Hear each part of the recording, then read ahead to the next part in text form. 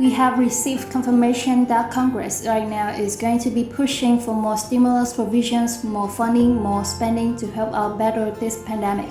And this is your stimulus check update, stimulus package update, and breaking news update.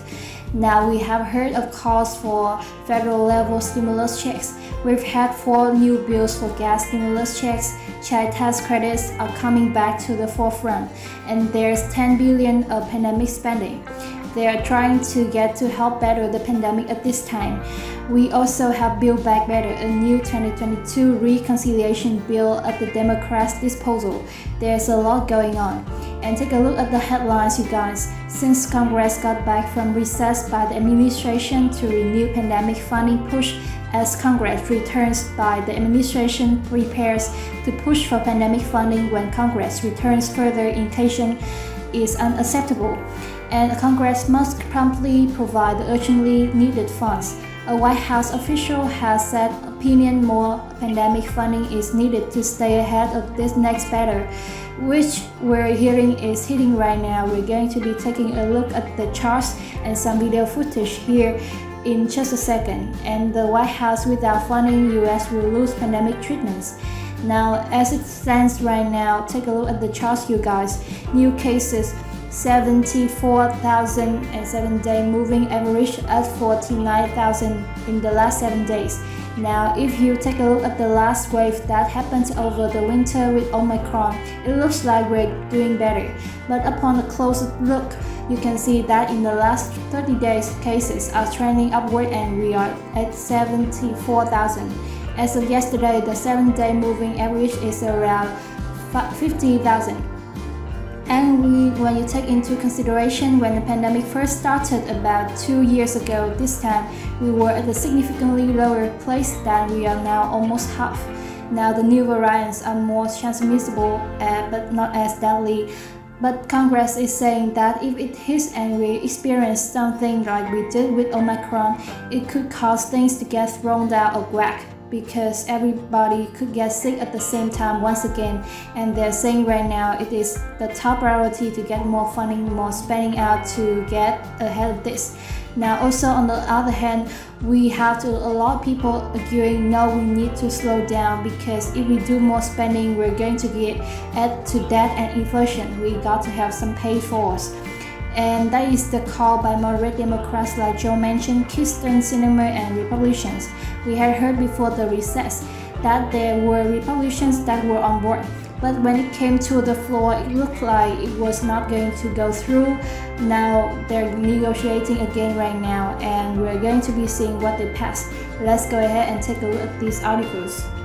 So first up, this one from CNN. We are in complicated moment in the pandemic. Pandemic infections in the United States are relatively low, and hospitalizations are near the lowest levels that they have been at this point since March of 2020. When the pandemic started, nearly 220 million Americans are fully vaccinated and more than 100 million are boosted as well. As such, at this moment, it can be tempting to think that the pandemic is over. Yet infections, while low, are rising again, as we saw the charts in many parts of the country driven by a new and more transmissible sub-variant of the Omicron known as BA.2 or Omicron stealth. There's little reason to expect that BA.2 will cause the kind of surge that we saw last winter, but it bears careful tracking. And while deaths are declining, hundreds of Americans are still dying from the pandemic each and every single day. We have a choice to make. We can wait and see what happens next, or we can use this moment as an opportunity to prepare. We can invest in strategies that will save lives, protect our most vulnerable, keep schools open, and keep the economy going when the next surge hits. So they're saying in order for us to make progress, we got to get more funding out. We got to get ahead of this, so that way this new wave, as it's starting to ramp up, we can be put appeared and our economy and our society does not get thrown out of whack. Now what we're hearing is they're doing that right now. Take a look at this article, you guys. the Biden administration will renew its push with lawmakers to cure pandemic funding this week when Congress returns from recess. The White House official told CNN following inaction from the Senate on that $10 billion worth of funding for that package before the 2-week Easter break. Also on top of the agenda, more aid for Ukraine. President Joe Biden announced Thursday that the US will send an additional $800 million in military assistance to Ukraine, as the Russia invasion soon enters its third month in what US officials warn could be a potentially bloody new phase. As Congress returns from recess, the administration will be focused on working with lawmakers to secure funds to keep aid flow to Ukrainian people and continue protecting Americans from the pandemic. And we're hearing their work in the way on this. As I mentioned, stimulus packages, stimulus checks, provisions, they're all coming back to the table. Things are wrapping up as we're also in a midterm election year, and they're saying they've got to get things done. Now you guys, let's take a look at this video footage that just came out. We're going to be covering where we currently stand as they're coming back from recess, hitting the ground running, trying to get more provisions out. Let's go ahead and take a look.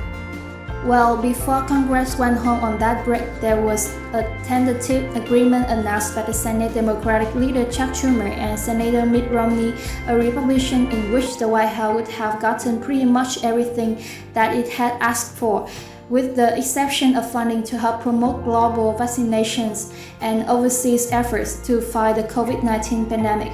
But then, of course, there were still lingering issues over whether Democrats and the White House were willing to allow Republicans to essentially add something in there that would block the administration from lifting Title 42, that COVID-era restriction related to people coming over the border. And so the Congress ended up holding off on having that vote until after they came back from their 2-week recess. Now they're back, and the White House is really ramping up the pressures on Congress this week for having failed so far to take action, essentially making the argument do your job.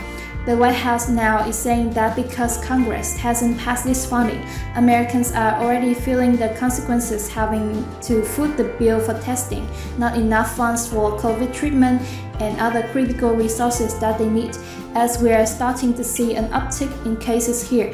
So the focus by the White House, given that they don't call the shots when it comes to the power of the courts, they have to have Congress pass these funds, is to try to make it clear politically that it is Congress standing in the way of getting these funds out there, so that the administration can do its job to try to provide COVID services to the rest of the country. So there you have it, you guys, but also we saw there at the end a little bit of the blame game, and that's not going to help anybody. If we want to get this in, though, we have got to see them work together. Now let me know your thoughts, you guys. But whatever unfolds here, I'll be sure to keep you up to date. We're hearing that they are making progress at this time. Just in the past 48 hours, we've heard about stimulus checks, we've heard about child tax credits, we've heard about getting rid of student loan debt, and an assortment of different provisions popping up along with more funding and pace wars. They said by taxing billionaires to try to get more funds and not add to the debt. We will see. I'll keep you up to date here on the channel.